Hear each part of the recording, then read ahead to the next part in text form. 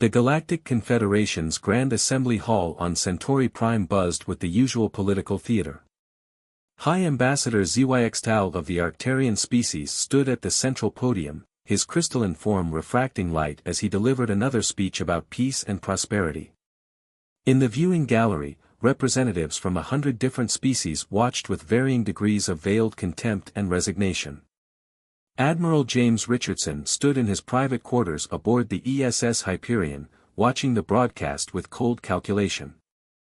After 20 years of serving in Earth's secret space force, he had learned to read between the lines of the Confederation's propaganda. Every mention of peacekeeping was a thinly veiled threat, every trade agreement a form of extortion. The Hyperion represented humanity's greatest achievement, and its best-kept secret. For 50 years, Earth had maintained a carefully crafted facade of technological mediocrity while building something unprecedented. The massive vessel stretched 2 kilometers from bow to stern, its obsidian hull covered in quantum stealth plating that made it virtually invisible to conventional sensors. "Admiral to the bridge," the ship's AI, Aria, announced. "We're detecting unusual activity in Sector 7. Richardson straightened his midnight blue uniform and made his way through the gleaming corridors. The bridge crew worked with quiet efficiency at their stations, each one representing the finest Earth had to offer. At the helm, Lieutenant Kira Patel kept her eyes focused on the navigation displays, while Tactical Officer Marcus Wong monitored the weapon systems. "Report," Richardson ordered, settling into his command chair. "Sir, we're picking up distress signals from the Meridian colony," Wong reported. "Confederation peacekeepers are demanding increased protection payments. They're threatening orbital bombardment if the colonists don't comply." Richardson's jaw tightened. The Meridians were a peaceful species of agricultural philosophers who had refused to participate in the Confederation's military programs. Their punishment had been systematic exploitation under the guise of protection. "Show me," he commanded. The main view screen activated, revealing 3 Confederation cruisers in orbit around the peaceful farming world. Their weapon systems were powered up, a clear intimidation tactic. "Aria, battle readiness assessment," Richardson called out. "All systems optimal, Admiral," the AI responded. "Quantum shields at full capacity. Phase cannons charged. Crew combat efficiency rated at 97%. Richardson stood, clasping his hands behind his back. "Lieutenant Patel, plot an intercept course. Mr. Wong, ready weapons but keep them powered down. Let's introduce ourselves properly." The Hyperion's quantum drives hummed to life, propelling the massive ship through subspace. They emerged from their quantum tunnel directly between the Confederation cruisers and the colony below. The effect was immediate. Alarms blared across the Confederation vessels as their sensors suddenly detected a ship that dwarfed anything in their fleet. "We're being hailed," Communications Officer Yuki Tanaka announced. On screen, Richardson ordered. The face that appeared belonged to a Drachnid commander, his scaled features contorted in outrage. "Unknown vessel, you are interfering in official Confederation business. Remove yourself immediately or face the consequences." Richardson smiled slightly. "This is Admiral James Richardson of the Earth spaceship Hyperion. We've received reports of harassment against the Meridian colony. Perhaps we could discuss more reasonable protection arrangements." The Drachnid's eyes widened at the mention of Earth. "Earth? Your species is restricted to solar system operations only. This is a violation of a treaty we never signed," Richardson interrupted. "Funny thing about maintaining the facade of a primitive species, it lets you observe how the powerful treat the weak. We've been watching for 50 years, Commander. We've seen enough." The Hyperion's quantum shields became visible for a moment, a shimmering barrier of energy that made the Confederation sensors shriek in alarm. Their readings showed power levels that should have been impossible according to their understanding of physics. "You're bluffing," the Drachnid snarled. "No species could have developed such technology in secret. Would you like a demonstration?" Richardson asked calmly. Mr. Wong, target the space between their ships. Show them a fraction of what humanity has achieved. A beam of concentrated quantum energy lanced out from the Hyperion, cutting through space with surgical precision.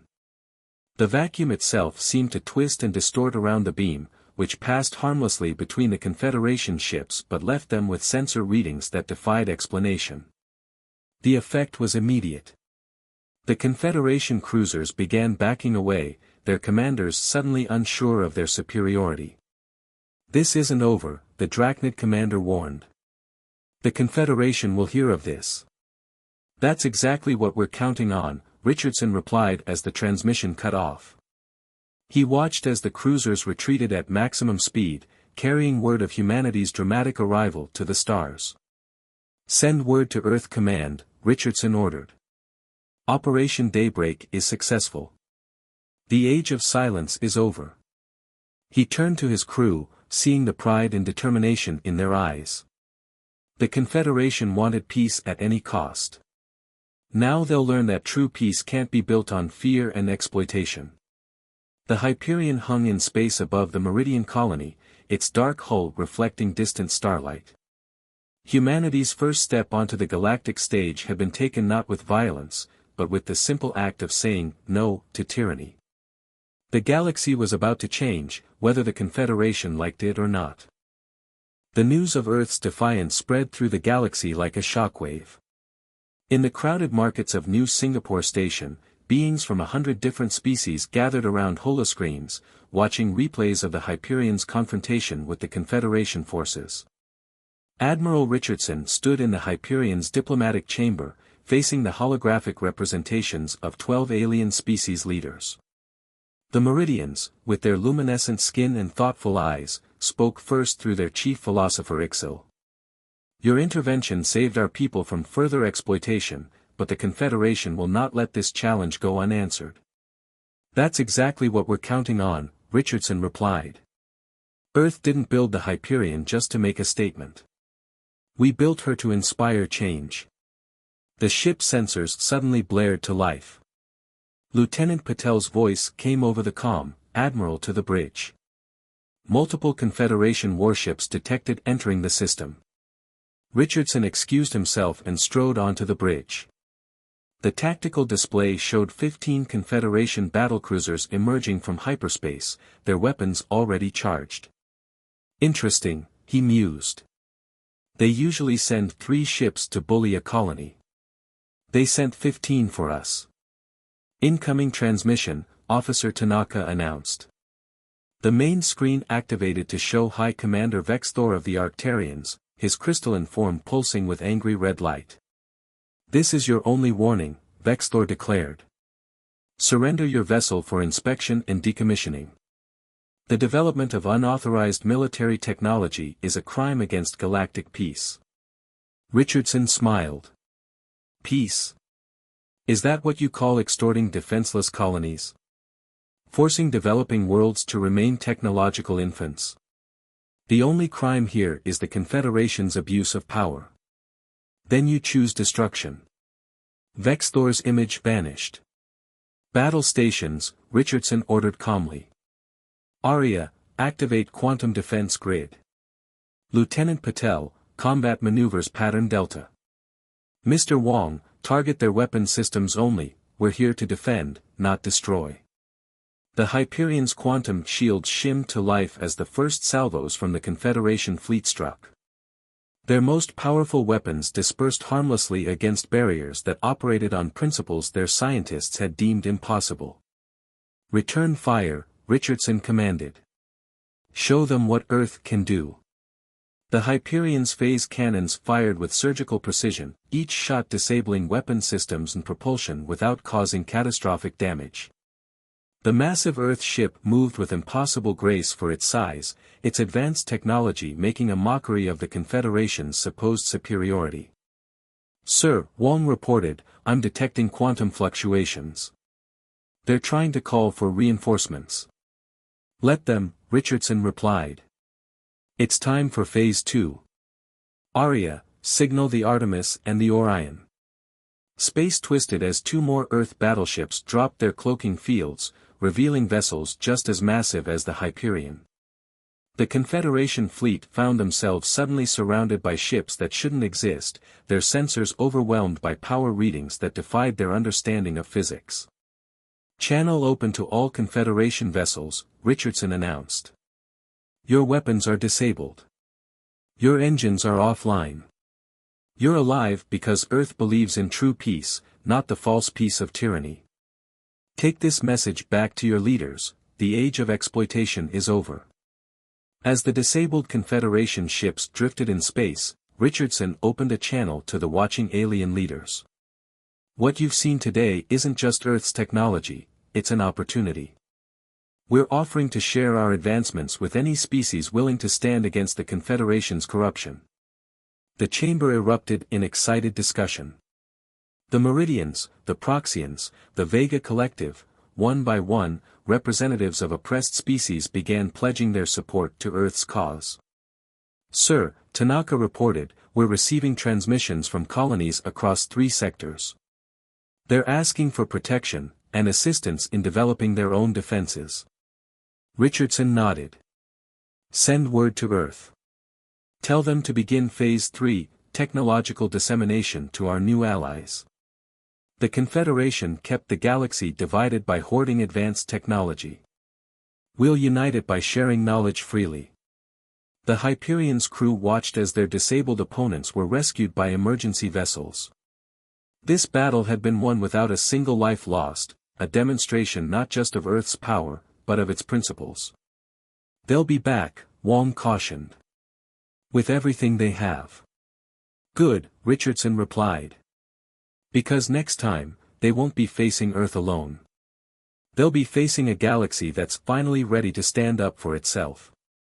As the Hyperion and its sister ships secured the system, Richardson couldn't help but smile. The Confederation had spent centuries building their power on fear and ignorance. Now they would learn what happened, and the oppressed were given the tools to fight back. The revolution had begun, and there would be no stopping it now. The Confederation Council chamber on Arcturus Prime was in chaos. Representatives from the 3 dominant species, the crystalline Arcturians, the scaled Drachnids, and the cybernetic Nexos, faced a crisis unlike any in their 1,000-year rule. On the massive displays above, dozens of colony worlds declared their independence, backed by Earth's growing fleet. In Earth's orbital command center, Director Isabella Reyes studied the strategic display with her senior staff. Red markers showed Confederation strongholds, while blue indicators represented Earth's new allies. The map was changing by the hour. "The Hyperion reports another successful technology transfer," her aide announced. "The Procyon fleet has been upgraded with quantum shielding. They're already driving Confederation forces from their outer colonies." Reyes nodded, her silver hair reflecting the holographic light. "And the Meridian defense grid? Online and operational. Their agricultural worlds are now protected by the same technology that safeguards Earth." The chamber's doors slid open as Admiral Richardson entered, fresh from his latest mission. "Director, the Vega Collective has joined our alliance. Their shipyards are being converted to produce quantum drive vessels as we speak."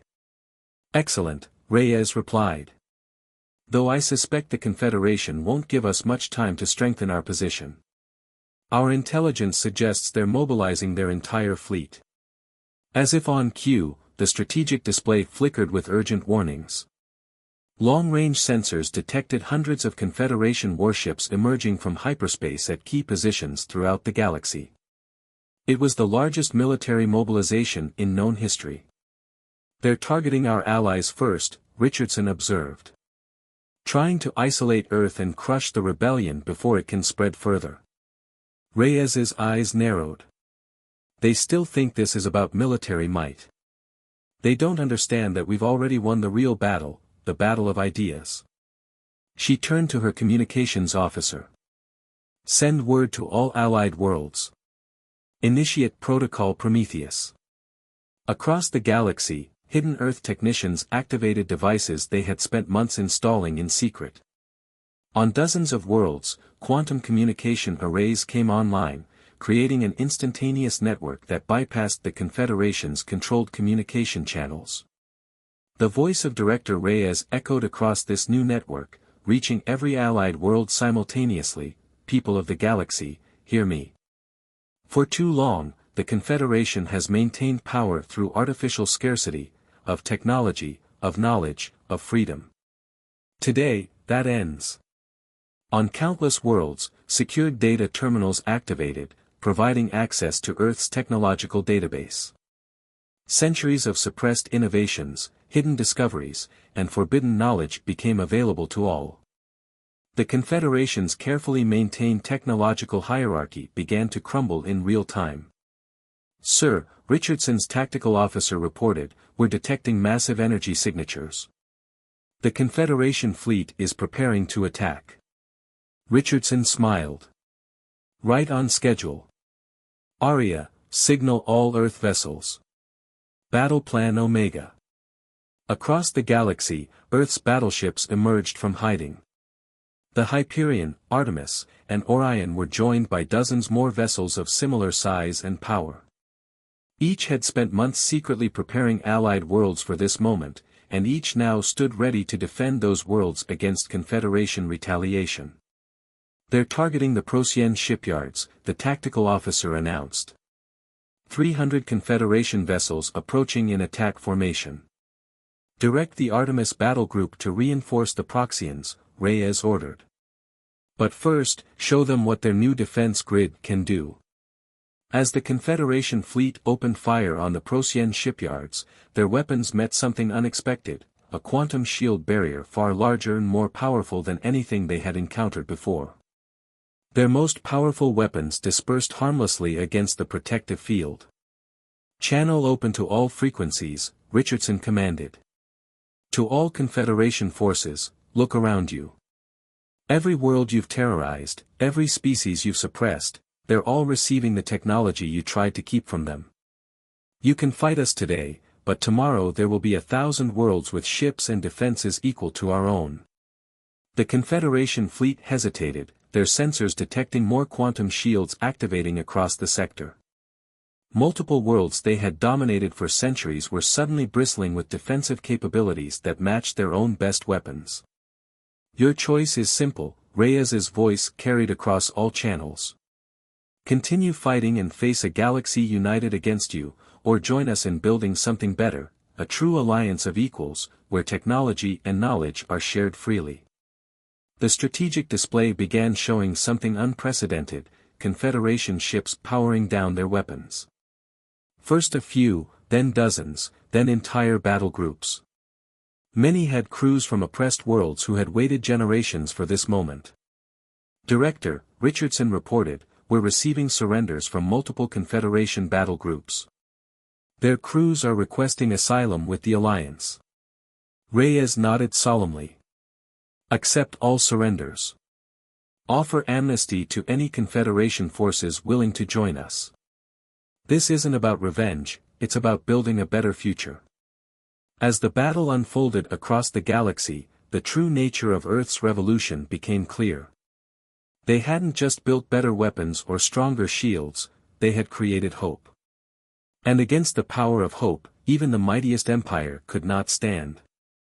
The great halls of the Arcturian Crystal Palace, once a symbol of Confederation power, now served as the meeting ground for the newly formed Galactic Alliance. Representatives from over 1,000 worlds gathered in its crystalline chambers, their voices echoing with purpose and determination. Director Reyes stood before them, her presence commanding attention despite her relatively small human stature. The Confederation's remaining forces have consolidated around their core worlds, she announced. Our intelligence suggests they're planning one final, massive offensive. Admiral Richardson, standing at her side, activated the central holodisplay. It showed the Confederation's remaining fleet, nearly 1,000 warships gathered around their last strongholds. They've activated weapons platforms we didn't even know existed, he explained. Ancient technology they've kept hidden for centuries.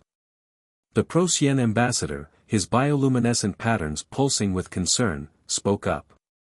Can our defenses withstand such firepower? They're not just facing our defenses, Richardson replied.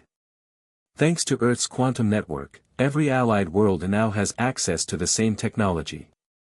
The real question is, can they stand against all of us? The chamber's sensors suddenly flashed red. A junior officer rushed to Director Reyes with urgent data. Her expression remained calm, but her eyes hardened. The Confederation has launched their attack. Multiple fleets approaching through quantum space, targeting our primary shipyards and command centers. As expected, Richardson noted. Aria, initiate deterrence protocol. Across Alliance space, automated defense systems activated. Quantum shield barriers enveloped entire star systems. On countless worlds, newly constructed defense platforms powered up, their capabilities matching anything the Confederation possessed. All ships, battle stations, Richardson commanded. The Hyperion's bridge came alive with activity as the massive vessel moved into position. Around it, hundreds of Alliance ships, some Earth-built, others upgraded vessels from member worlds, formed up in precise formation. The space between stars lit up with weapon fire as the Confederation fleet emerged from quantum space. Their ships, desperate and determined, launched everything they had. Ancient weapons, forbidden technology, devastating power, all of it directed at the heart of Alliance space. But this time, they faced something unprecedented: unity. Every world they had once oppressed now stood as one, their combined technology and determination creating an impenetrable defense. The Hyperion led the Alliance fleet, not as a superior force, but as an equal partner in a greater cause. Multiple Confederation vessels breaching quantum space in Sector 7, Wong reported from his tactical station. They're using some kind of temporal distortion technology. Show me, Richardson ordered. The main screen displayed Confederation ships literally bending spacetime, trying to bypass Alliance defenses through sheer technological might. Director Reyes's voice came through clear on all channels: to all Confederation forces, look around you. The technology you hoarded, the power you kept to yourselves, everyone has it now. This isn't a battle you can win through superior firepower anymore. The Confederation ships pressed their attack, their ancient weapons clashing against quantum shields and advanced defenses. But for every breakthrough they managed, 3 more Alliance ships appeared to seal the breach. The very colonies they had once terrorized now stood firm against them. Sir, Tanaka called out, we're detecting power fluctuations in the Confederation fleet. Their temporal weapons are destabilizing. Richardson nodded grimly. They're burning through centuries of hoarded power sources. They cannot maintain this level of attack. The battle raged across multiple sectors, but the outcome was becoming clear. The Confederation's advantage had always been their monopoly on advanced technology. Now, facing a galaxy of equals, their strength crumbled. Incoming transmission, Tanaka announced. From the Confederation command ship. The face that appeared on screen was that of High Commander Vexthor, his crystalline form clouded with fatigue. Director Reyes, Admiral Richardson, we request terms for surrender. Reyes stepped forward. The same terms we've offered from the beginning: join us as equals. Share your knowledge freely. Help us build something better than the empire of fear you created. As the Confederation fleet powered down their weapons, Richardson turned to his crew. Send word to all Alliance vessels, cease fire. The age of division is over. The Hyperion sensors showed Confederation ships standing down across all sectors. Centuries of oppression ended not with a decisive blow, but with the simple recognition that power shared is power multiplied. 1 year after the Confederation's surrender, the galaxy had transformed. The Great Hall of the former Crystal Palace, now renamed Unity Center, hosted representatives from every known spacefaring civilization. The rigid hierarchy of the past had given way to circular arrangements where all species sat as equals. Director Reyes stood at the center of the assembly, her Earth uniform modified to include symbols from all member worlds. The last Confederation holdout world accepted membership in the Alliance yesterday, she announced. The transition is complete. The hall erupted in cheers from 1,000 different species. Admiral Richardson, watching from his position near the Earth delegation, allowed himself a small smile. The Hyperion, now one among many similar vessels, patrolled nearby space alongside ships from former Confederation worlds. The true test begins now, he murmured to himself. The challenges of building something new had proven different from those of fighting the old order. Director, the Drachnid representative called out, his once proud species having chosen to join the Alliance rather than cling to past power. The deep space exploration teams report success. The quantum drive network has mapped previously unknown regions of the galaxy. Reyes nodded. Knowledge flows freely now. Each discovery belongs to all. She activated the central holodisplay, showing the vast network of quantum communications and transport links that connected Alliance worlds. But more importantly, we've discovered something the Confederation never understood, the true power of diversity. The display shifted to show various collaborative projects across Alliance space. Former Confederation scientists worked alongside those they once oppressed, combining different approaches to solve previously insurmountable problems. The Proxians' intuitive grasp of quantum mechanics complemented Earth's innovative engineering. Meridian philosophical insights helped guide the ethical application of powerful technologies.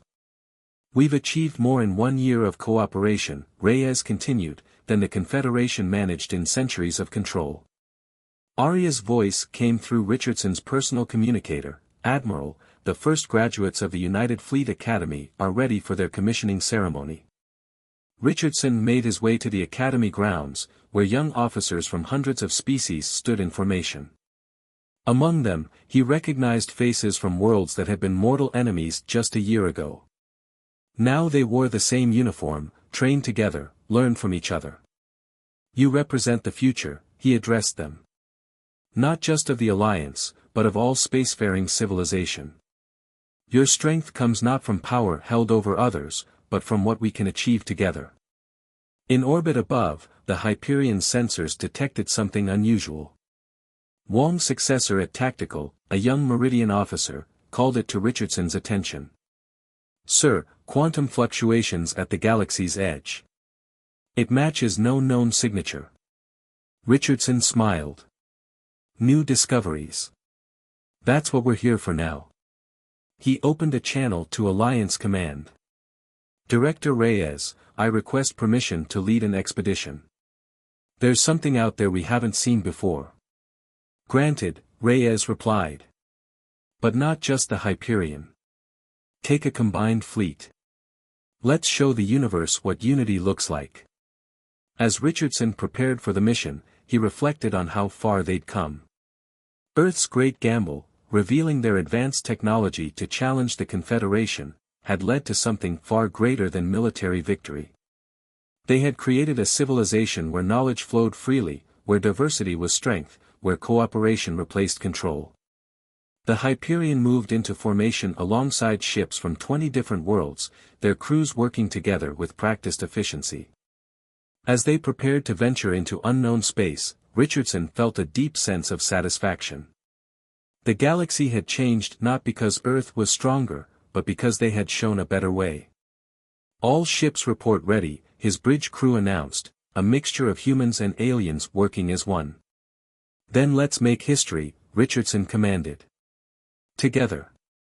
The combined fleet engaged their quantum drives, pushing the boundaries of known space. Behind them, the Alliance continued to grow and evolve, proving that the greatest power in the universe wasn't technology or weapons or control, it was the simple act of different peoples choosing to work as one. As the ships disappeared into quantum space, their mission symbolized everything the Alliance had become, not an empire built on fear, but a civilization founded on cooperation, discovery, and hope. The age of division was truly over. The future belonged to all. End of saga.